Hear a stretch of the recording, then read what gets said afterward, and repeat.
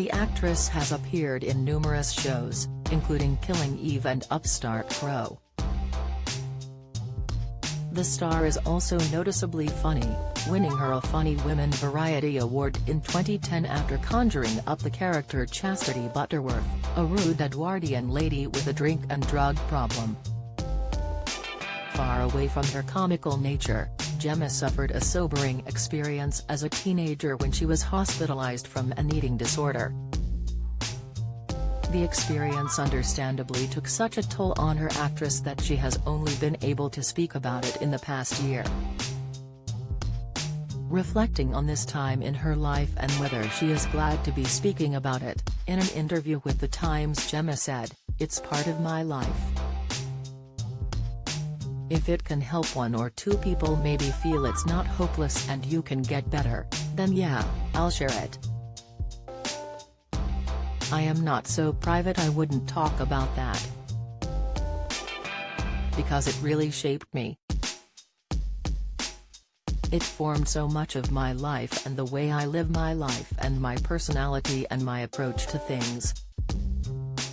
Sometimes when you're a bit younger you think, people might have opinions about me, or, they might not want to employ me, or, mental health is such a scary thing for some people. But I suppose as well you hear so much of this in our industry, of so many, particularly female, actors having gone through similar experiences and therefore it's not so scary to talk about it." High cholesterol, the very common vitamin deficiency linked to higher risk of condition. The NHS explains that an eating disorder is a mental health condition where individuals use the control of food to cope with feelings and other situations. This can include eating too much or too little and worrying about your weight and body shape. With the help of treatment, most people can overcome an eating disorder. In fact, when asked by The Guardian what her greatest achievement was, Gemma stated that recovering from anorexia was just that. Anorexia nervosa is when individuals try to control how much they weigh by not eating enough food, exercising too much, or a combination of both. High cholesterol, the simple shin test indicative of dangerously high levels. Inside the 2-minute exercise that could improve blood pressure, Dr. Michael Mosley, tips what are the signs of B12 deficiency? Expert lists symptoms, expert advice. Although anyone can get anorexia, it is most common in young women and typically starts in their mid-teenage stage. For Gemma, this period in her life was the closest she has come to death, and if it wasn't for her voluntarily checking into hospital she was at risk of being sectioned. However, looking back on her recovery, Gemma is able to notice that it was this process that helped her through, now confidently able to say that her problems with eating are in the past. She continued to say, "Going through psychotherapy, when you come that close to not being around anymore and really having to face up to something very difficult at the age of 17, it was a very long process of recovery that can't do anything but shape you. I was weirdly grateful for it in a way. It was a big part of my family's life. The NHS was incredible and helped me, and here I am." Treatment for eating disorders are crucial before they get any worse. And although it is difficult to know what to do when concerned about someone who might have an eating disorder, checking in with them is better than ignoring signs.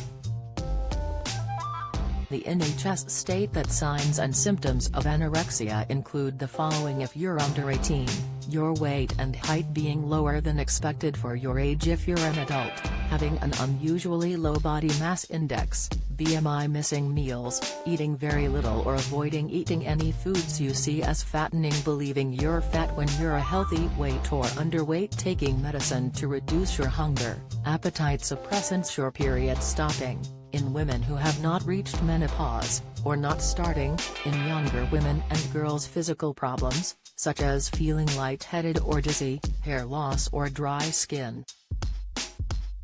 exercising a lot, avoiding eating with others, wearing loose and baggy clothing. Other common eating disorders include bulimia and binge eating disorder, BED. The former, when individuals lose control over how much they eat and then taking drastic action to not put on weight, and the former, when individuals eat large portions of food until they feel uncomfortably full. The most used treatments for eating disorders include talking therapies. For adults and older children nearing the age of 18, the most common therapy used is cognitive behavioral therapy, CBT. If offered, this will usually involve weekly sessions for up to 10 months, 2 sessions in a week in the first 2 to 3 weeks. These sessions help you to cope with your feelings, understand nutrition and the effects of starvation, as well as make healthy food choices. Alternatively, for adults with anorexia, there is the possibility of Maudsley anorexia nervosa treatment, or MANTRA for short. This involves talking to a therapist in order to understand what's causing your eating disorder. It focuses on what's important to you and helps you to change your behavior when you're ready. You should be offered 20 sessions. The first 10 should be weekly, with the next 10 scheduled to suit you. Admitting that you are struggling with an eating disorder can be extremely difficult, but asking your GP for help is the first step. You can also talk in confidence to an advisor from Eating Disorders Charity Beat by calling their adult helpline on 0808-801-0677 or youth helpline on 0808-801-0711.